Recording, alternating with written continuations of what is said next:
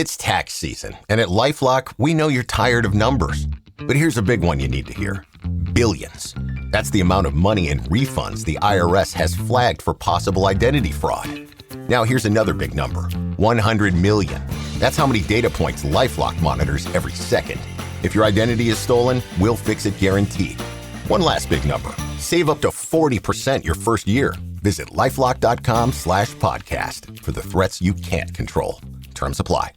K-pop Demon Hunters Haja Boys breakfast meal and Huntrix meal have just dropped at McDonald's. They're calling this a battle for the fans. What do you say to that, Rumi? It's not a battle. So glad the Saja Boys could take breakfast and give our meal the rest of the day. It is an honor to share. No, it's our honor. It is our larger honor. No, really. Stop. You can really feel the respect in this battle. Pick a meal to pick a side. Ba-da-ba-ba-ba. At participating McDonald's while supplies last. Salut à toutes, salut à tous. Quatrième étape du Tour du Pays Basque aujourd'hui. Une étape encore parfaite pour les baroudeurs. Très vallonnée mais sans grandes ascensions. C'est que des cols de 3e et de 2e catégorie. Mais ils sont nombreux. Il y a 7 ascensions aujourd'hui. 6 cols de 3e catégorie répartis un petit peu équitablement tout au long de la journée. Et un col de 2e catégorie qui sera l'ascension finale. L'Eguina, 3 km 200 à 8% avec le pied de la difficulté qui est le plus dur. Premier kilomètre à 12% de moyenne. Donc là, il y aura moyen de faire des différences. On ne sera pas très loin de l'arrivée en plus. À moins de 10 km de l'arrivée, il y aura ensuite donc une rapide descente. Et puis, encore un tout petit mur dans le dernier kilomètre pour terminer l'étape jusqu'à l'arrivée. Il est possible que les favoris du classement général, si le peloton arrive groupé ici, s'attaquent. Mais ça sent aussi bon pour une échappée comme hier. Pour ça, il faudra se battre, franchir les 6 cols de 3e catégorie qu'il y aura tout au long de la journée. Étape de 167 km aujourd'hui. Et il y a vraiment suspense de savoir qui des échappés, s'il y en a, et des leaders, des coureurs du classement général vont aller chercher la victoire aujourd'hui. Par contre, pour le classement général, Paul Sexas, c'est évidemment bien trop loin pour être inquiété. Il pourrait même, pourquoi pas, aussi encore aujourd'hui aller s'imposer s'il fait la différence là dans cette ascension de l'Eguina. Mais voilà, les rapides, ce sont que des ascensions plutôt courtes et donc qui favorisent les punchers plutôt que les grimpeurs. On va voir quel sera le coureur qui saura le mieux gérer ce profil aujourd'hui. Chute de Bellocchi juste devant Armstrong qui est parti dans le terrain. Et attaque de Pierre Roland. Voilà ce que nous disons depuis le début de ce Tour de France. Une chute terrible. Christopher Froome à pied. Mais quelle image du Tour. On n'a jamais vu ça. 100% cyclisme, le podcast du vélo en direct. Ça va Marion? Désolée. Le kilomètre 0, c'est parti. Immédiatement des coureurs qui tentent d'attaquer dès l'abaissement du drapeau, du signe du départ. Un petit peu comme hier, ça va se battre énormément. On va voir, hier, il a fallu à peu près 60 km pour que l'échappée finalement se forme. On va voir ce qu'il en sera aujourd'hui. En tout cas, là, immédiatement des coureurs motivés qui attaquent, mais tout le peloton qui suit. On commence sur 6-7 premiers kilomètres de plat. Puis on a déjà la première ascension du jour. La Rechabalgane, 4 km 600 à 5,3%. Le premier des 6 cols de 3e catégorie qu'il y aura à franchir aujourd'hui. Il y aura donc aussi pas mal de points de la montagne à aller chercher. Ça intéressera Johan Bou, l'actuel leader de ce classement. Et puis on a un non partant. C'est un coureur qui a un petit peu disparu des radars depuis qu'il a rejoint la Cofidis. Emmanuel Buchmann, l'Allemand, que l'on n'avait de toute façon pas trop vu sur ce Tour du Pays Basque, mais que l'on verra plus du tout puisqu'il abandonne. Et il y a bataille. Il y a grosse bataille pour prendre cette échappée. Des petits groupes qui sortent de sortir, des groupes de 5, des groupes de 4, des groupes de 2, mais pour l'instant ça ne marche pas. On est parti depuis une quinzaine de kilomètres et on va arriver au sommet là, de cette première difficulté du jour. Johan Bou qui fait partie là, des attaquants d'un duo avec Quentin Paché. Marc Soler qui lui aussi tente de sortir au moment où on passe le sommet, mais Johan Bou il a bien joué le coup. Et il va prendre les 3 points, il a attaqué au bon moment pour s'assurer d'être le premier là, à passer au sommet, prendre 3 points. Par contre ça sera probablement pas suffisant pour former l'échappée du jour parce que le peloton est toujours derrière, ça va très vite. Peut-être un mouvement intéressant là, avec un groupe d'une vingtaine de coureurs qui est sorti. Ça serait une belle échappée et si c'est 20 coureurs, ça va au bout. S'ils arrivaient à partir, à prendre un peu d'avance, on y retrouve des beaux noms. Il y a Brandon McNulty, Félix Groschartner, Marc Soler, 3 coureurs pour la Team Emirates. On a des coureurs comme Raúl Garcia Pierna pour la Movistar, très offensif depuis le début de ce Tour du Pays Basque. On a Peyo Bilbao et Attila Walter pour la Bahrain Victorious. Julien Alaphilippe qui est là pour la Tudor. On retrouve encore Andreas Krohn pour l'Uno X Mobility. Et encore pas mal d'autres coureurs. C'est un groupe intéressant, mais le peloton est pas loin derrière et les poursuit. Cette vingtaine de coureurs qui a réussi à sortir. On est dans une partie de transition. C'est la plus longue partie. Là, sans ascension, on a à peu près 30 km sans montée. La prochaine, ce sera le San Pelayo, 5 km 700 à 4,4% de moyenne. Et rien à faire, ça sort pas. Le joli groupe là de 20 coureurs a été repris. On a Julien Lafilippe qui retente de ressortir accompagné d'Andreas Kron pour l'UNO-X, d'Adria Pericas pour la Team Emirates. Mais ça va très vite, c'est encore une fois très intense. Il y a encore derrière des nombreux coureurs, dizaines, vingtaines de coureurs qui tentent de partir en contre derrière le trio de tête, Pericas, Alaphilippe, Kron. Mais tout ça, ça se tient en moins de 10 secondes. On sait presque que l'échappée peut aller au bout. Et même va aller au bout aujourd'hui si on arrive à partir. Et du coup, voilà, tellement de monde motivé que du coup, personne ne part. Et on s'approche désormais du deuxième col de la journée, le San Pelayo. Et peloton de nouveau groupé au moment d'arriver au sommet du San Pelayo. On a vu Marc Soler retenter de sortir avec Christian Scaroni, avec Raúl Garcia Pierna. On a vu Iker Mintegui pour le Euskadi Euskadi tenter d'y aller. Là, c'est Quinn Simmons qui attaque au sommet avec Andreas Kron. Kevin Vaucla même qui suit ce mouvement. Andreas Kron qui est celui qui va passer en tête de cette difficulté devant Simmons, devant Vauclin. Mais le peloton qui suit, tout le monde qui veut aller à l'avant. Et Johan Bou, là, ça allait trop vite pour lui. On ne l'a pas vu dans ce sommet pour tenter d'augmenter son avance en tête du classement de la montagne. Mais là, les coureurs qui sont passés en tête, c'était pas pour les points, c'est pour tenter de prendre l'échappée, de créer l'échappée. Ça va très vite. Il y a même des cassures un peu dans le peloton qui se font. Et là, il n'y aura pas de phase de transition. On va faire la descente et puis immédiatement enchaîner avec le Rata, 4,6 km à 5,8%. Et alors que là, on a l'abandon d'un coureur qui était pas dans le coup. Et il a annoncé ce matin qu'en fait, il avait des problèmes à l'estomac. Et il ne peut plus continuer. C'est Juan Ayuso. Après Isaac Del Toro hier, qui a abandonné sur shit. Et là, c'est pour cause de maladie. Juan Ayuso. Les deux grands favoris avant ce Tour du Pays Basque. Ayuso, Del Toro, qui finalement abandonne. Ça fait les affaires évidemment de Paul Sexas. Même si en vrai, Juan Ayuso était déjà très loin au classement général. Donc ça ne changera pas grand-chose. Mais c'est un début de saison très compliqué pour l'Espagnol qui, en rejoignant sa nouvelle équipe américaine de Lidl Trek, pensait enfin pouvoir s'envoler, ne plus être le lieutenant de luxe de Tadej Pogacar. Pour l'instant, c'est très compliqué pour lui. Après sa lourde chute sur Paris-Nice, désormais malade sur ce Tour du Pays Basque. Et il doit abandonner. C'est un nouveau coup dur là, dans son début de saison. On espère qu'il se remettra vite. Et puis il y a eu un autre abandon là pour Sergio Higuita, mais lui, il a dû chuter a priori. Le coureur de l'XDI Astana Team, le Colombien, qui abandonne aussi dans ce début d'étape. Pendant ce temps, le peloton s'est regroupé. Il y avait une petite cassure, mais elle s'est résorbée au moment désormais d'attaquer l'ascension du Rata, la troisième des difficultés de troisième catégorie du jour. J'ai l'impression que ça va prendre plus de temps qu'hier encore pour former l'échappée parce qu'on approche des 60 km de course. Au moment d'arriver au sommet du Rata, c'est Anders Alland Johannessen qui passe en tête devant Jardy Christian van der Lee, Johan Bou qui est là, qui se bat, qui prend la troisième place. Mais ces coureurs qui tentent encore une fois d'attaquer, de former les échappées, c'est des petits groupes qui sortent puis qui sont repris. Peloton très étiré, des cassures qui se font puis qui se défont. Mais pas d'échappée, désormais nouvelle redescente, petite transition de 10 km et puis ça sera Lumbe, la plus courte des ascensions, 2 km 400 mais un peu plus pentue. On est près des 7% de moyenne là pour Lumbe. Et Brandon McNulty qui fait parler sa puissance là dans la descente et désormais dans cette phase de transition. Il est sorti tout seul et il crée le premier gros écart entre guillemets. Il a une vingtaine de secondes d'avance sur le peloton. Mais bon, tout seul évidemment, il ira pas très loin Brandon McNulty. Mais évidemment, il y a d'autres coureurs qui tentent de partir en contre derrière pour revenir sur l'Américain à l'avant. Parti dans un gros effort en solitaire. Il a réussi à s'échapper du peloton. Problème, personne pour l'instant n'a pu le suivre. Alors qu'on est encore à 100 km de l'arrivée. Évidemment, ça paraît compliqué pour McNulty de tenir tout seul comme ça jusqu'à la fin. Tant plus que l'écart avec le peloton, encore une fois, n'est pas grand et que encore des coureurs tentent de sortir bien sûr derrière. Et là, on a un gros groupe, un très gros groupe qui est parti à la poursuite de McNulty. Ils sont peut-être bien 30 coureurs là à être sortis du peloton. Et là, s'il n'y a pas de coureurs dangereux au classement général, ça pourrait être la bonne. Et le peloton qui semble laisser filer ce gros groupe. Alors, il va falloir faire un petit peu les comptes pour savoir qui on a. Brandon McNulty, c'est sur lui et seul en tête. Il a bien creusé, il a environ 1 minute d'avance là sur ce groupe qui vient de sortir. Le peloton est un petit peu plus loin et semble se relever. Alors, qui on a dans ce groupe? Alors, on a 33 coureurs. Parmi les coureurs intéressants, on peut noter la présence de Lorenzo Fortunato, Guillaume Martin qui retourne avec Clément Brassafonso. On a Marc Soler et Félix Groschartner. On a Quinn Simmons et Julien Bernard. On a Juan Pedro Lopez et Raúl Garcia Pierna. Des coureurs pour l'Alpecin Première Tech aussi avec Émile Verstringe, Gal Glivar, Ramsès De Bruyne, ça c'est les sprinteurs de l'Alpecin qui sont là. Alexa Rambourou, tiens, intéressant pour la Cofidis qui est là. Ben Illy aussi pour l'IF. On a Victor Langelotti pour Ineos Grenadier. On a 4 coureurs pour l'UNO-X avec Tobias Aland-Johannesen et son frère Anders Aland-Johannesen. On a aussi Magnus Cort et Andreas Kron. Voilà, attention, là, on a un gros quatuor pour l'UNO-X. Intéressant.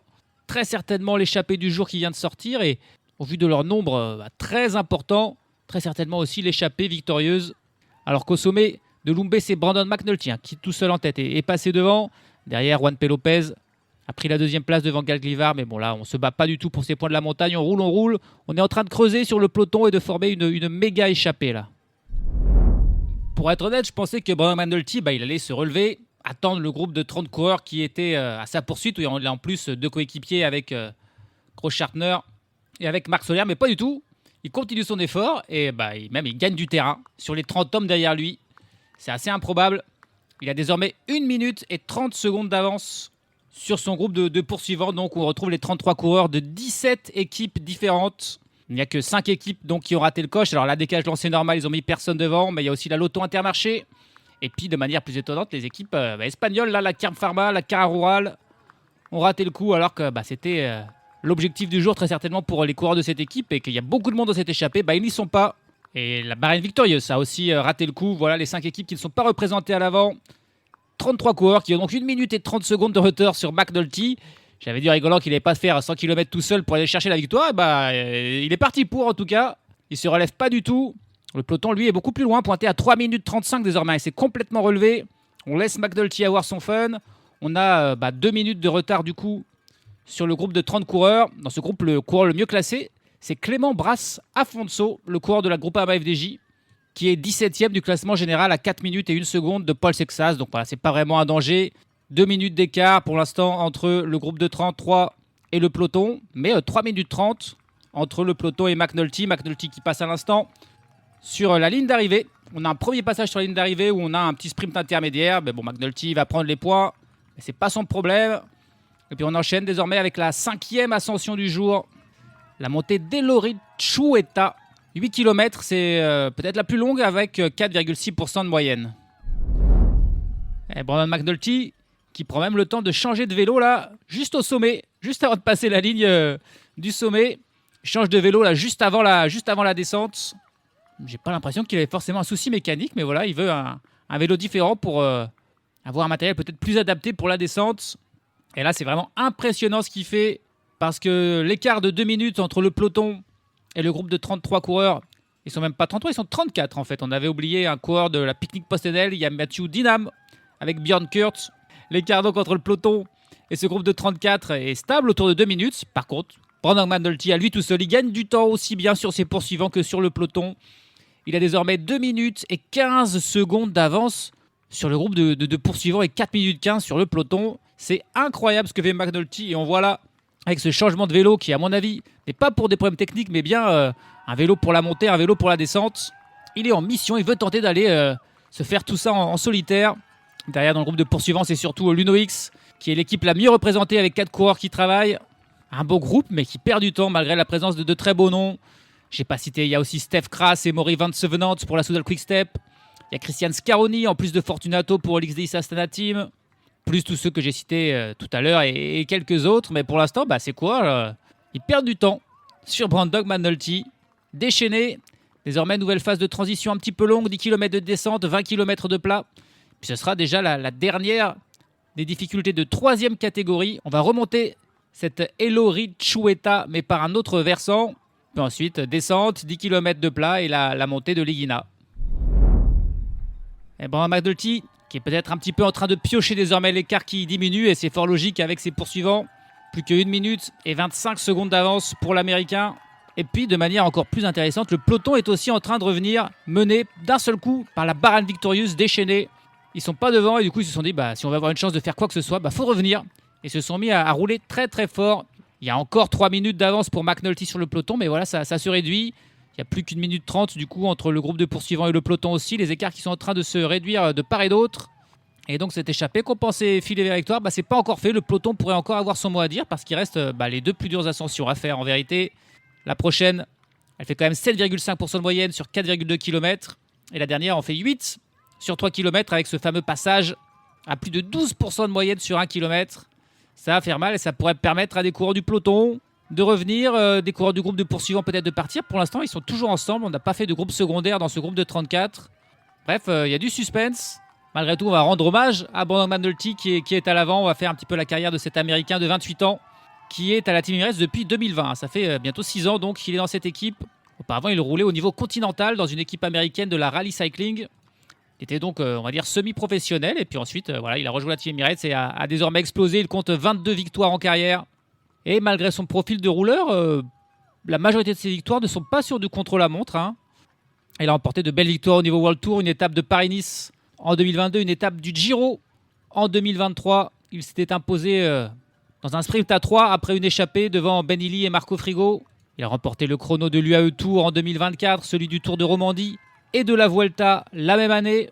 Et puis l'an passé, encore un chrono sur le Tour de Pologne où il avait également remporté le classement général avant de remporter la classique du Grand Prix de Montréal que lui avait offert Tadej Pogačar. Ils étaient arrivés tous les deux ensemble et Pogačar avait laissé McNulty aller chercher la victoire. Sa dernière victoire, c'était en octobre dernier. Il avait remporté le classement général de la Crow Race, le Tour de Croatie. Très talentueux Brandon McNulty. Il a fait 2 fois le Tour de France, 3 fois le Giro, 2 fois la Vuelta, en ayant donc cherché une victoire d'étape sur le Giro et sur la Vuelta. Il lui manque plus qu'une victoire sur le Tour de France. Il avait fait 3e d'une étape en 2022. L'an passé, il avait aussi bien figuré au classement général du Giro puisqu'il avait terminé dans le top 10 en 9e position, Brandon McNulty, sur le monument. Une fois Milan de San Remo, 3 fois Liège-Bastogne-Liège, 2 fois le Tour de Lombardie. 26e de Liège-Bastogne-Liège l'an passé comme meilleur résultat. Mais voilà, très bon coureur McNulty qui n'a pas encore gagné cette saison. Il a fait 4e de la 4e étape du Tour de Catalogne. C'est pour l'instant son meilleur résultat. Sur les chronos, seulement 8e du chrono de Paris-Nice. 7e de celui du Tour de Valence. Et puis 8e aussi sur ce Tour du Pays Basque lors du chrono inaugural. Aujourd'hui, il est en mode solo. Mais là, il est en train de perdre du temps. Le temps que je fasse toute sa présentation, il a encore perdu 20 secondes. Il a désormais plus que 1 minute et 4 secondes d'avance sur le groupe de poursuivants. Mais attention, le peloton qui se rapproche aussi, lui pointé à 2 minutes 50. Il est plus ou moins vidé, Brandon McNulty. Et il va être repris par ses poursuivants. On va donc avoir un groupe de 35 coureurs à l'avant. Et c'est vraiment l'Uno-X qui fait l'essentiel du travail, et notamment Magnus Cort. Tous les autres coureurs se cachent un petit peu derrière l'Uno-X, qui certes est l'équipe la plus représentée, mais bon, il y a quand même beaucoup d'autres équipes qui ont plusieurs coureurs, mais qui ne roulent pas, c'est que l'Uno-X. Et désormais, c'est 35 coureurs à l'avant. Ils ont 2 minutes et 2 secondes d'avance sur le peloton, qui lui est mené par la Bahreïn Victorious. Mais il est fort probable que dans cette ascension qui arrive, dans une paire de kilomètres, ce groupe de 35 explose pour former une échappée secondaire un petit peu moins fournie, mais qui travaillera mieux ensemble. Et la Decathlon qui prend les choses en main dans cette ascension désormais. Paul Zexa, c'est déjà en 2e position du peloton. Lipovic dans sa roue. Suivent Ben Tuled, Primoz Roglic. L'écart qui n'est plus que d'1 minute 30 avec l'échappée. Où tiens, Quinn Simmons là met une attaque. L'inratable Quinn Simmons qui a toujours son maillot bien sûr de champion des États-Unis et son style particulier. Qui attaque, on réagit pour un coureur de l'Astana, coureur de l'Uno-X. Ce groupe qui est toujours quasiment au complet. Brandon McNulty, lui, a lâché dès les premières pentes, mais sinon, tout le monde est quasiment encore là. Et du coup, Quinn Simmons, il en a marre, il attaque. Il n'a pas envie que le peloton revienne alors qu'ils étaient si nombreux, qu'ils avaient tout en main pour aller jusqu'au bout. Et c'est donc lui qui met la première accélération, qui explose un petit peu ce groupe. Et Lipovic qui a même une attaque là dans le peloton, immédiatement suivi par Paul Sexas, par Matthias Skjelmose. Les favoris qui s'attaquent avant même la dernière ascension qui est la plus dure. On est encore à 30 km de l'arrivée, plus qu'1 minute 20 d'avance pour le groupe de tête. Et plus le temps passe et plus j'ai l'impression que la victoire pourrait bien revenir au groupe des favoris. Parce que devant, on ne s'entend pas trop. Quinn Simmons a été repris. Et du coup, c'est des accélérations, puis des petites tergiversations dans ce groupe de tête. On a quand même un coureur en difficulté. Là, c'est Ben Illy qui est distancé. Pas du tout dans un grand jour, Ben Illy. Alors qu'il aurait pu, au vu du profil, être un des favoris là, dans cette échappée. Là, c'est Lorenzo Fortunato qui force l'allure. Il a Guillaume Martin dans sa roue. Juan P. Lopez qui le suit. Tobias Aland Johannesen. Un coureur de la Red Bull Boransgro aussi qui le suit. Ils sont 2 avec Emar Echebarria et Luke Tuckwell. On perd des coureurs un petit peu un par un, mais on a encore du monde. Ils sont au moins 25 dans ce groupe de tête. Et au tour de Marc Soler d'accélérer Alors qu'on arrive au sommet, Tobias Aland Johannesen qui reste dans sa roue. Juan P. Lopez aussi. Alex Aramburu qui s'accroche également. Guillaume Martin, Lorenzo Fortunato. Ça suit. Quelques coureurs encore lâchés comme Christian Van Der Lee, comme Victor Langelotti, comme les coureurs de l'Euskaltel Euskadi aussi. Et là, suite à cette accélération de Soler, on a un groupe d'une dizaine de coureurs qui s'est un petit peu isolé. Derrière dans le peloton, c'est au tour de Kevin Vauquelin de tenter d'accélérer, mais Paul Sexas saute dans tout ce qui bouge. Il laisse personne sortir. Un peloton qui est encore d'une trentaine de coureurs. Et il a du boulot, Paul Sexas, parce qu'il y a encore là Lipovitz qui remet une attaque et Paul Sexas qui doit faire l'effort encore pour revenir. Il a encore un équipier avec Léo Bizio, Paul Sexas, mais voilà, il doit quand même être vigilant, ne pas se faire surprendre. Et pour l'instant, il fait bien son boulot. Il suit toutes ses attaques, mais voilà, ça lui coûte un peu parce qu'ils sont nombreux à tenter de le mettre en difficulté. Le groupe du peloton qui passe à son tour au sommet et qui désormais va s'engager dans la descente. Et attention, on arrivera ensuite à cette fameuse montée de l'Egina. Son passage à 12%, mais bon, il y a encore au moins une quinzaine de kilomètres de descente et de plat avant d'y arriver. Un petit trio là qui a réussi à s'isoler dans la descente. C'est désormais de plus en plus souvent que dans la descente, plus que dans les montées, que les décisions se font. Marc Soler, Luc Tocquel et Anders Aland Johannesen qui sont sortis.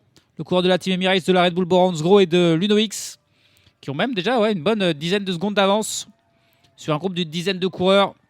On retrouve Maury Van Sevenant, on retrouve les deux coureurs de l'Astana, Fortunato et Scaroni. On retrouve aussi l'habituel duo de la Groupama FDJ, Guillaume Martin, Clément Brassafonso, Juan P. Lopez, Emile Verstringe pour l'Alpecin Première Tech qui est encore là, tout comme Alex Aramburu et Tobias Aland Johannesen. Et l'écart pour la tête de la course qui est un petit peu remonté avec le peloton, 1 minute 40, 16 km de l'arrivée désormais. Ça devrait quand même être bon pour l'échapper s'ils arrivent à bien s'entendre et à ne pas craquer dans la dernière difficulté du jour. Et le trio qui ne s'entend pas du tout de manière assez étonnante. Marc Soler a tenté d'attaquer. Il a été poursuivi par Luc Tocquel et Anders Aland Johannesen. Et là, c'est Johannesen qui est sorti. Et Marc Soler et Luc Tocquel qui ne le poursuivent pas. Anders Aland Johannesen, le coureur de l'Uno-X, seul en tête. Marc Soler et Luc Tocquel qui se regardent. Non, ils n'y vont pas. Ils vont attendre les 10 autres coureurs qui sont pas loin derrière. Et on a donc un homme seul en tête qui a une quinzaine de secondes d'avance sur ses premiers poursuivants. Peloton, lui, à 1 minute 30, mené par des coureurs de la Red Bull Bora-Hansgrohe et de l'IF qui tentent de durcir la course au maximum pour peut-être ensuite essayer de mettre Paul Sexas en difficulté dans le final. Et c'est parti pour ce terrible kilomètre là, plus de 12% de moyenne pour Anders Aland Johannesen. Ça a l'air en effet extrêmement dur. Le groupe de poursuivants juste derrière semble en grande difficulté. Marc Soler, comme d'habitude, dans son style de souffrance. Ça va pas vite dans ces grosses pentes. Et on va s'intéresser aussi à ce qui se passe derrière dans le peloton. Parce que clairement, on va tenter d'y avoir des attaques probablement pour lâcher Paul Sexas. Dans l'échappée, Juan P. Lopez qui accélère, qui est en train petit à petit de revenir sur Anders Aland Johannesen, qui est évidemment pas le meilleur des grimpeurs, à l'inverse de son frère, Tobias Aland Johannesen, qui est toujours là, qui pourrait peut-être prendre la suite de son frère en tête de la course. Derrière le peloton qui n'est plus que de 10-15 coureurs, hein. C'est même plus vraiment un peloton. Et il est mené par Paul Sexas lui-même qui se dit, pour éviter d'avoir des attaques, autant rouler le plus fort possible. Et puis il y a aussi la possibilité bien sûr de revenir sur les échappées, d'aller chercher une victoire d'étape encore pour les coureurs du peloton. Oh, la belle attaque là pour Alex Aramburu en tête de la course. Il a profité d'un petit moment où on se regardait entre Juan P. Lopez, entre Johannesen, Guillaume Martin, Scaroni et Fortunato qui sont encore là. C'est 5 coureurs. Aramburu est revenu dessus et hop, il a attaqué et il les a un petit peu distancés. On est à 1 km 200 du sommet. Désormais, on va aller dans des pourcentages un peu plus faciles qui s'iront bien au profit d'Alex Aramburu. Derrière dans le peloton, Florian Lipovitz et Primoz Roglic qui harcèlent un petit peu Paul Sexas, mais pour l'instant pas de différence dans ce groupe de favoris, toujours d'une dizaine de coureurs. Le sommet de cette dernière difficulté du jour pour Alex Aramburu et Tobias Aland Johannesen qui fait un gros effort pour revenir là dans la roue d'Aramburu juste avant la descente. C'est très bien joué de la part du Norvégien. Ces deux coureurs ont peut-être 10 secondes d'avance sur leurs premiers poursuivants que sont Fortunato, Guillaume Martin, Scaroni et Juan P. Lopez. Et la victoire sera pour l'avant, pour les échapper, parce qu'on est plus qu'à 8 km de l'arrivée, la plupart sont en descente. Le peloton pointé à 55 secondes, il n'y aura pas eu d'écart fait parmi les principaux favoris. Il va falloir qu'ils travaillent ensemble, Aramburu et Tobias Aland Johannesen, et ils pourraient peut-être se disputer la victoire tous les deux. Un grimpeur et un puncher dans le mur final, ça serait intéressant de voir. Et Paul Sexas qui se permet d'accélérer dans la descente, mais c'est incroyable. En général, le leader du classement général, il aime bien faire les descentes le plus tranquillement possible pour pas prendre de risques. Et bien pas Paul Sexas qui a fait un petit écart avec le reste du peloton. Hein. C'est incroyable. Et puis en tête, c'est Alex Aramburu qui insiste dans la descente et qui est un meilleur descendeur que Tobias Aland Johannesen. Il connaît aussi peut-être mieux les routes que le Norvégien. Lui, l'Espagnol de la Cofidis. Allez, c'est la fin de la descente là. Et Tobias Aland Johannesen doit faire un effort. Il a 50 mètres de retard sur Alex Aramburu. Il faut qu'il revienne sur lui rapidement. Sinon, Aramburu, qui est probablement meilleur sur le plat que lui, va s'envoler. Derrière le quatuor avec les deux coureurs de l'Astana, Scaroni Fortunato, Guillaume Martin et Juan P. Lopez est pointé à 20 secondes. Et un tout petit peu plus loin, donc à 45 secondes, on a Paul Sexas qui a pris un tout petit peu d'avance sur le reste du peloton. C'est dingue ce qu'il fait parce que il y a le risque de chute évidemment en prenant autant de risques et en allant si vite dans cette descente. 2 km de l'arrivée pour le duo de tête. Aramburu, Tobias Aland, Johannesen, les deux coureurs qui sont ensemble, qui collaborent bien. Ils ne peuvent pas se permettre de se regarder parce que 20 secondes derrière eux, il y a 4 coureurs qui eux aussi travaillent bien ensemble.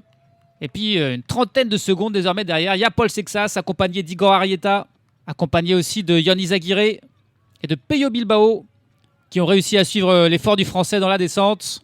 Et le peloton, on retrouve notamment les coureurs de la Red Bull et lui pointé à 20 secondes un petit peu derrière Paul Sexas. Il va encore augmenter son avance au classement général. Par contre, ça sera trop compliqué pour aller chercher la victoire d'étape parce que les deux coureurs de devant sont dans le final. Attention, ils commencent à se regarder. Tobias Aland Johannesen qui demande un relais à Aramburu. Aramburu qui ne lui passe pas vraiment. Ils n'ont pas encore passé la flamme rouge. C'est un peu tôt pour faire ça, attention. On a vu qu'hier, ils avaient joué et ça avait été limite, mais ils avaient 40 secondes d'avance quand ils ont commencé à jouer. Eux, ils n'en ont que 20. Donc attention. D'autant plus que, comme hier, le dernier kilomètre est en montée. Et ça y est, c'est la flamme rouge pour Johannesen qui mène devant Aramburu. Et les 4 coureurs derrière qui doivent aussi bien travailler. Mais les coureurs de l'Astana, ils sont 2. Donc ça sera à eux de prendre un petit peu les choses en main. Scaroni et Fortunato. Et Paul Sexas, attention, il est pas loin. Il est en train de revenir sur ces 4 coureurs là, ces 4 premiers poursuivants. Plus que 700 mètres pour les hommes de tête, mais ils vont doucement. Ils économisent leur force. Et derrière, ça attaque dans le groupe de poursuivants avec Christian Scaroni, Guillaume Martin qui tente de prendre sa roue parce qu'ils sont vraiment en train de revenir là sur Aramburu et Johannesen. Et du coup, c'est panique dans ce duo là. Johannesen qui accélère, Alex Aramburu qui reste dans la roue du Norvégien. Oh là là, c'est incroyable ce final. Le superbe effort de Scaroni qui est en train de revenir sur la tête de la course. Et Johannesen, il fait des grands zigzags dans la route. Il demande à Aramburu de passer, mais Aramburu qui ne passe pas. Ils se retournent tous les deux. Ah, c'est pentu là, c'est vraiment pentu. Et Scaroni qui revient dans la route d'Aramburu et de Johannesen. Guillaume Martin aussi qui fait l'effort et qui revient. Et attention à Ion Izagirre qui revient de nulle part, qui était dans le groupe Paul Sexas. Et Ion Izagirre qui est juste derrière et qui revient, qui attaque à son tour. Il va peut-être aussi permettre à Aramburu de lancer son sprint. Ah, c'est une folie, mais Tobias Aland Johannesen qui refait l'effort pour reprendre Izagirre qui était un petit peu en bout de course. Tobias Aland Johannesen qui continue son effort, mais Alex Aramburu qui est encore là et qui va dépasser Johannesen dans ce final. Christian Scaroni en 3e position. Alex Aramburu qui tient bon, qui va peut-être aller chercher la victoire. Oui, plus que 50 mètres. Aramburu, il a joué, il a pris des risques en ne passant pas de relais. Il a gardé des forces pour le final et malgré le retour un petit peu de tout le monde, c'était celui qui avait le plus de jus. Et vient s'imposer devant Johannesen qui prend la 2e place, Scaroni 3e.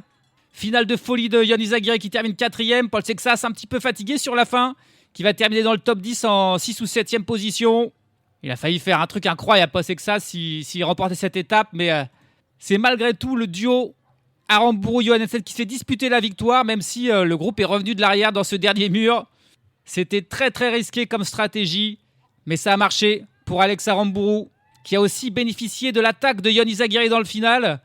Tobias Aland Johannesen a dû réagir immédiatement pour prendre la roue d'Izagirre. Aramburu a encore suivi, et du coup Johannesen il était un petit peu juste et Aramburu a pu le dépasser. C'était un dernier kilomètre complètement fou avec le retour d'abord du groupe Scaroni, Guillaume Martin, puis aussi le retour du groupe avec Paul Sexas et Ion Izagirre. Mais finalement, c'est bien Alex Aramburu qui était à l'avant, qui avait gardé suffisamment de force pour aller chercher la victoire. Le Tour du Pays Basque, c'est un peu sa course à Alex Aramburu, puisqu'il a remporté 3 courses World Tour dans sa carrière. C'était à chaque fois des étapes sur le Tour du Pays Basque. L'une en 2021, l'une il y a 1 an, jour pour jour, et la 3e. Donc aujourd'hui, Alex Aramburu, c'est 10 victoires en carrière, donc, et 3 sur ce Tour du Pays Basque.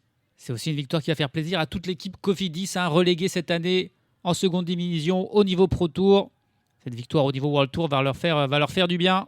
Et elle est méritée pour Aramburu qui a bien joué le coup face à Tobias Alandiona-Hensen. Et puis aussi grâce au retour de Yann Izaguirre. Si Izaguirre n'était pas revenu dans le sillon de Paul Sexas et n'avait pas mis cette attaque là dans la finale pour forcer Johan Ensand à le suivre, eh bien peut-être que le scénario aurait été différent dans ces 200-300 derniers mètres. Là, le scénario, il a été une supériorité finalement numérique de la Cofidis dans le final, alors que c'était l'Uno-X qui avait travaillé toute la journée dans l'échappée pour finalement prendre la deuxième place. Alex Aramburu donc s'impose avec 4 secondes d'avance sur Tobias Alandiona-Hensen.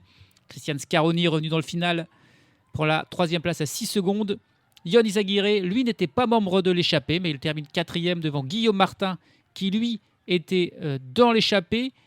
Pello Bilbao, qui n'était pas dans l'échappée, est 6e devant Juan P. Lopez, qui lui était dans l'échappée, devant Paul Sexas, 8e, qui lui n'était pas dans l'échappée, devant Lorenzo Fortunato, 9e, qui lui était dans l'échappée, devant Igor Arrieta, 10e, qui lui n'était pas dans l'échappée. Donc ça s'est tout mélangé sur la fin, le groupe de Paul Sexas qui est revenu, qui n'a pas pu aller chercher la victoire, mais qui s'est mélangé aux échappés pour faire partie du top 10 final. Paul Sexas termine avec 14 secondes de retard sur Alex Aramburu. Le peloton réglé par Ben Tullet termine à 34 secondes. C'est donc 20 secondes de repris pour Sexas par rapport notamment à Roglic et à Lipovic. Et puis aujourd'hui encore pas mal d'abandons, outre Juan Ayuso et Sergio Higuita. On a aussi Roger Adria pour la Movistar, tout comme Kevin Gunietz, Ander Okamika, Aaron Dox et Lennert Belmans. 8 abandons de plus aujourd'hui. Dernier du jour, Adrian Farardo. Il avait déjà été dernier, il me semble, il y a 2 jours. Il est de nouveau aujourd'hui. Il termine à 33 minutes et 37 secondes, loin, près de 8 minutes après l'avant-dernier. Mais il a fini dans les délais. Classement général, Paul Sexas compte désormais 2 minutes 19 d'avance sur Roglic et 2,28 sur Lipovic. Et puis à noter le bon coup de Yann Izaguirre, qui grâce à sa 4e place aujourd'hui monte de la 7e à la 4e place et il n'a qu'une seconde de retard sur la 3e place occupée par Florian Lipovic. La Cofidis qui aura vraiment passé une très belle journée aujourd'hui. Il double Skiel Mose, Ben Tullet et Alex Baudin qui perdent donc tous les 3 une place. Terrada, Huygdebroek et Clément Champoussin complètent le top 10. Là, il n'y a pas de changement. Classement par points, Paul Sexas est largement leader avec 62 points devant Axel Laurence qui en a 35 et Igor Arrieta qui en a 32. Classement de la montagne, Johan Bou, il a pris 4 petits points aujourd'hui. Il est toujours leader avec 22 points. Paul Sexas et Igor Arrieta sont toujours ses premiers poursuivants avec 13. Et puis classement du meilleur jeune, là, Paul Sexas, évidemment, explose cette classification. Il remportera ce maillot de meilleur jeune, mais aussi normalement celui du classement général. Pour ça, il devra survivre à l'étape de demain, qui est la plus dure. L'étape entre Eibar et Eibar, une boucle avec 3 cols de première catégorie, en plus de 5 cols de 3e. L'ascension la plus dure, c'est l'Izoua, 3 km 600 à 10% de moyenne, qui sera située à environ 25 km de l'arrivée. Il y aura encore une autre ascension après celle-ci, plus facile, de 5 km à 4%. Il faudra donc faire la différence avant pour espérer s'isoler dans le final. Il y aura le Krabelin, 5 km à 9,4%. Et puis dès le début, l'Azurki, 5 km 700 à 7,7% de moyenne. Ça sera après seulement 20 km de course. L'occasion, là encore, pour une échappée peut-être de se former, d'aller au bout. Ça fait 2 échappées successives qui s'imposent. Est-ce qu'ils feront la passe de 3 ? C'est pas sûr parce que demain, c'est très dur. Et en plus, c'est l'étape reine. Il est possible que les favoris vont vouloir aller se la chercher. Roglic, Lipovic vont vouloir mettre Sexas en difficulté comme ils ont tenté de le faire aujourd'hui. Sexas va vouloir remporter l'étape reine pour assurer encore plus son leadership. Et quelques autres coureurs vont vouloir sauver leur Tour du Pays Basque en remportant une victoire d'étape. Bref, ça promet. C'est demain, ce sera la 5e étape. Salut à tous, salut à toutes.